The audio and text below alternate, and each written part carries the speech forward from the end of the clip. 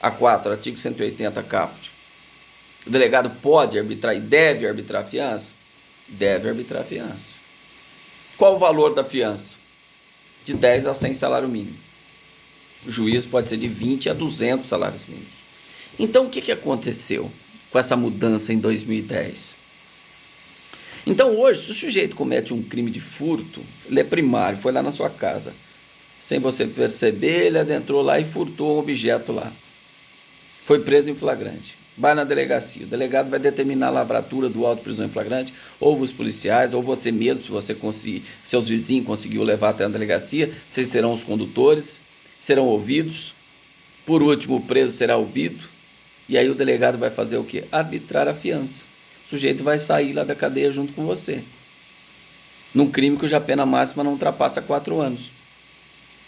Ele sai junto com você da delegacia. Então, isso gerou muita sensação de criminalidade com isso, com esse comportamento. A criminalidade vai aumentar, a impunidade. Então, o que os delegados começaram a fazer?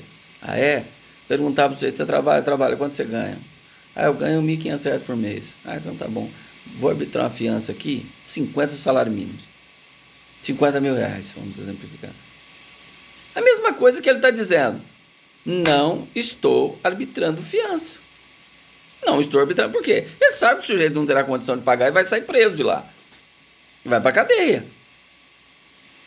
Não é verdade? Então, tem que ser razoável. Né? Tem que levar em conta a gravidade do crime, as condições financeiras, as condições pessoais do sujeito que cometeu o crime. Né? Porque senão isso vira a mesma coisa que negar. Aí resta você depois pedir para o juiz diminuir o valor da fiança arbitrada, o juiz pode fixar um valor, você pode até demonstrar que a pessoa não tem condição de pagar aquele valor, que a pessoa é pobre. Fiança é sinônimo de caução. Mais uma vez, a pessoa paga a fiança para poder aguardar o julgamento em liberdade. É uma caução. Se ele for absolvido, a fiança é restituída. Se ele for condenado, desconta o valor de 100 UFESP, que é o valor de uma condenação criminal. Desconta, se tiver prestação pecuniária ou indenização à vítima, vai descontar esse valor da fiança que foi prestada. Pois não.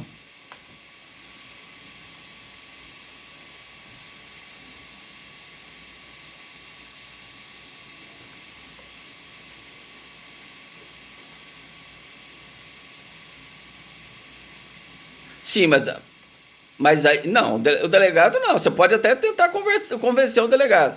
Fala, doutor, como o senhor vai falar em 50 salário mínimo, o sujeito ganha R$1.000 e poucos por mês, como que ele vai pagar essa fiança? Não tem condição, está aqui a carteira de trabalho do sujeito. O delegado, não, eu vou manter.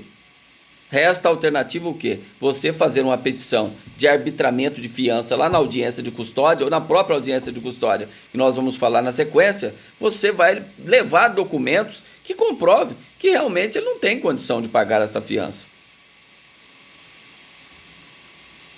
Tem essa discricionalidade, que ele deve observar a gravidade do crime e as condições financeiras. E pode arbitrar uma fiança de 10 salários mínimos a 100 salários mínimos.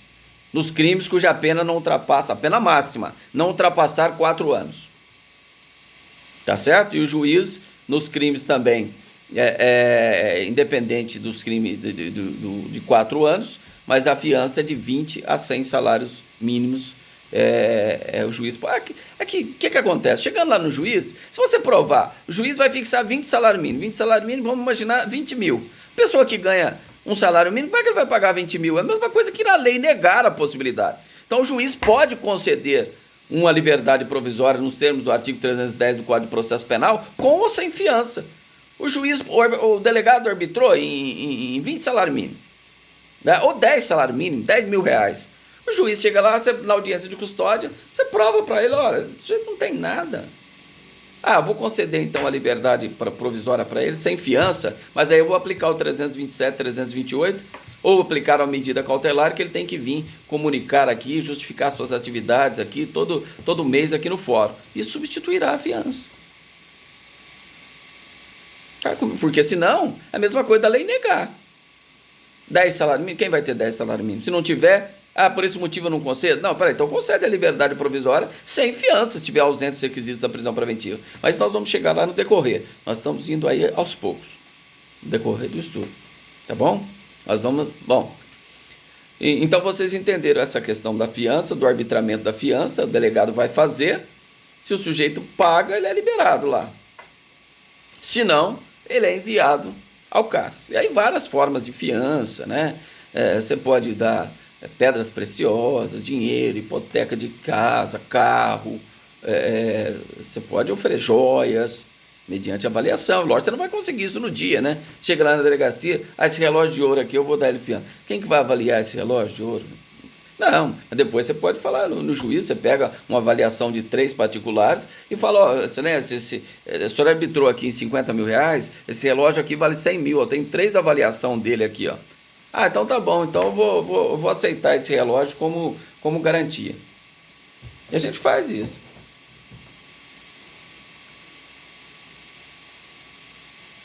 Não, as fianças pode se dar em qualquer momento. Na sentença, até mesmo o juiz pode aplicar fiança. Porque a fiança também serve como medida cautelar, está lá no artigo 319 do Código de Processo Penal. É medida cautelar alternativa à prisão preventiva. Tá? Então, fiança é caução, mas não se preocupe que será objeto de estudo em momento oportuno. Tá bom? Aqui nós só precisamos saber que existe essa possibilidade nos crimes afiançáveis. Tá? Ou se o sujeito não tem condição nenhuma, o juiz aplica aquela hipótese de medida cautelar, que está prevista também no artigo 327 e 328, e dá outro compromisso para o sujeito comparecer mensalmente em juízo, substituindo a fiança. Por quê? Se ele exigir o mínimo da fiança, o sujeito é pobre, não tem condição, é a mesma coisa que negar a fiança. A mesma coisa que negar a fiança, não é verdade?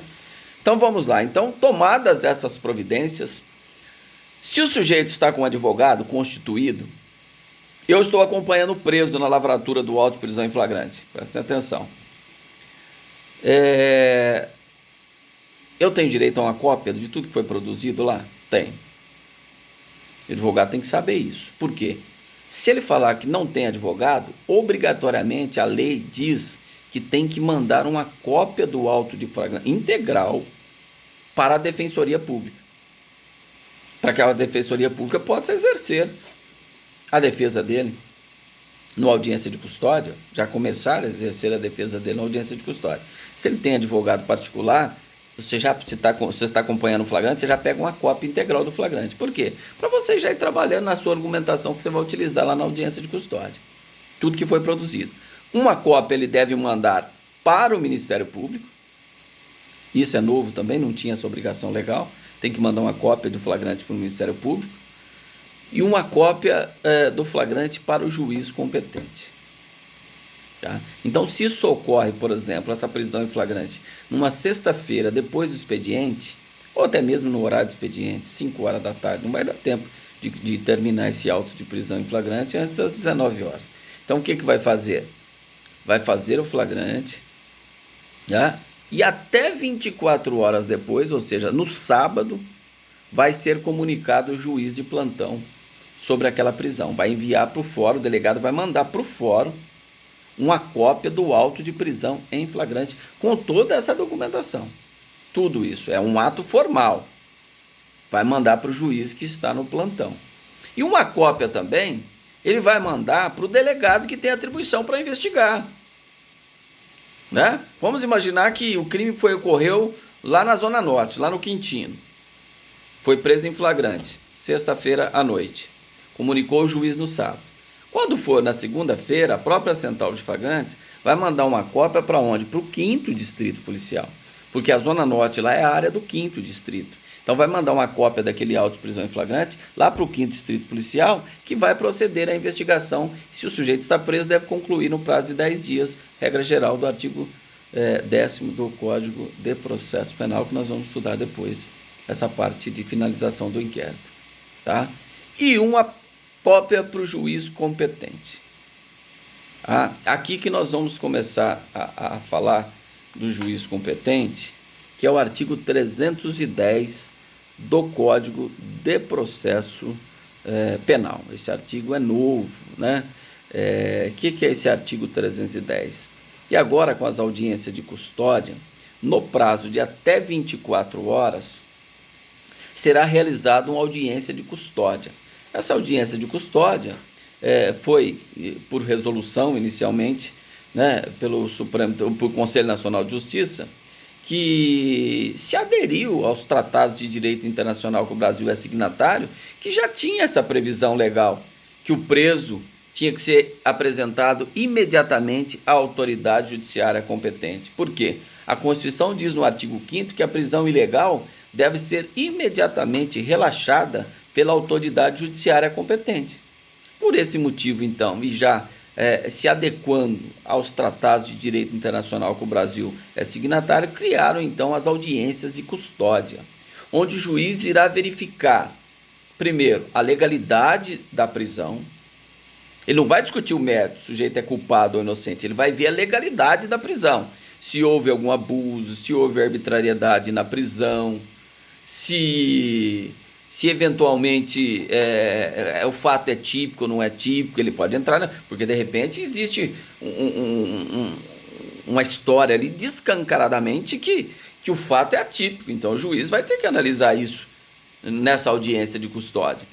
Então vai ter o promotor, vai ter o advogado, né, ou o defensor, que vai sustentar, né, se é necessária a manutenção da prisão, a conversão da prisão em flagrante em prisão preventiva. Tá? Porque o que acontece? Esta prisão em flagrante, presta atenção nisso que vocês vão entender, tem que entender o passado para poder entender o presente. Tá? E aí nós terminamos a aula assim, depois eu começo no artigo 310 efetivamente. O que acontecia antes de 2010? O sujeito era preso em flagrante, mandava uma cópia para o juiz competente. O juiz falava, sabe o que ele dizia? O seguinte: flagrante formalmente em ordem, aguarde a vinda dos autos do inquérito policial. Aí chegava o inquérito, ele abria vista para o promotor. E aí o sujeito está preso. Qual que é a natureza da prisão? Prisão em flagrante. Aí vamos imaginar que o promotor oferecia denúncia. O juiz recebia.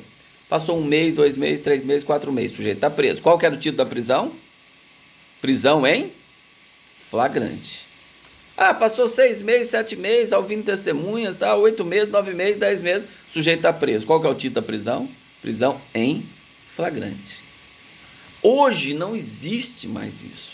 Hoje a prisão em flagrante, prestem atenção, hoje a prisão em flagrante, ela só vai durar do momento que ela ocorreu até no máximo 24 horas. Então ela perdeu aquela autonomia que ela tinha. Por isso que ela é chamada hoje de uma prisão pré-cautelar. Ela não tem autonomia, porque ela vai desaparecer. Ela só dura do momento da prisão até 24 horas, que é o momento que o juiz vai ser comunicado. Quando o juiz for comunicado, aí aplica o 310. Ou ele relaxa a prisão, tendo em vista uma nulidade do auto de prisão em flagrante, ou ele concede a liberdade provisória com ou sem fiança, ou ele converte a prisão em flagrante em prisão preventiva, se não for possível substituir por medidas cautelares do artigo 319, ou ele substitui, ao invés de decretar em converter a prisão em flagrante em prisão preventiva, ele converte a prisão preventiva em prisão domiciliar, que é o disposto no artigo 318 do Código de Processo Penal. Então, vocês notaram como, a partir do momento que o juiz decide, a prisão em flagrante desaparece. Antes ela não desaparecia. Por quê? O sujeito respondia o processo todo preso. E qual que era o título da prisão? Prisão é em flagrante. O processo dele está no tribunal, ele apelou, mas está preso ainda. Por que ele está preso? Não, porque ele foi preso em flagrante. Hoje não existe. Hoje, se o sujeito chegar, se um cliente chegar para você e falar, meu parente lá está preso há 7 dias, há 10 dias, há 15 dias, 20 dias, 30 dias. Qual é a prisão? Não precisa nem pensar, só tem uma. Qual que é a prisão? Ele foi preso em flagrante. Ela só dura 24 horas. Qual é a outra prisão que existe até o trânsito julgado? Prisão preventiva. Então, se falar que alguém foi preso em flagrante e depois, ele continua preso, está preso há 30 dias. precisa nem pensar. Qual é a outra prisão que existe? Preventiva. Porque a prisão temporária é só para investigação durante o inquérito. Só para investigação durante o inquérito. Quando for imprescindível para a investigação. Lá nos termos do artigo 1º tem 3 hipóteses de cabimento de prisão temporária, mas ela é uma prisão decretada durante a investigação, sempre que haja fundadas razões de participação em determinados crimes que a lei elenca, ou o sujeito não tem qualificação, não indica meios para promover a qualificação, ou é imprescindível para a investigação durante o inquérito. Essas são as hipóteses de prisão temporária. Tá? Então, depois de 24 horas, só vai existir uma prisão, até o trânsito julgado, que é a prisão preventiva, não existe outra. Tá? Então, isso deve ficar bem claro para vocês saberem que no passado não era assim.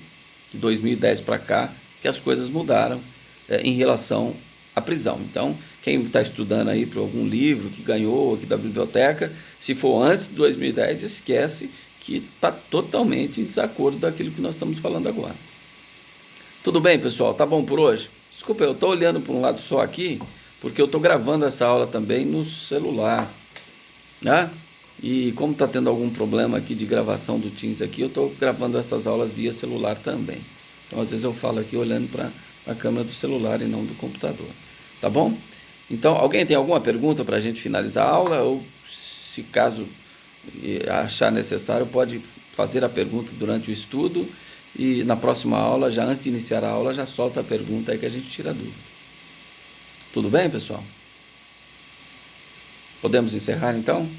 Bom, então, tenham todos aí uma ótima noite e até a nossa próxima aula, que é amanhã, né?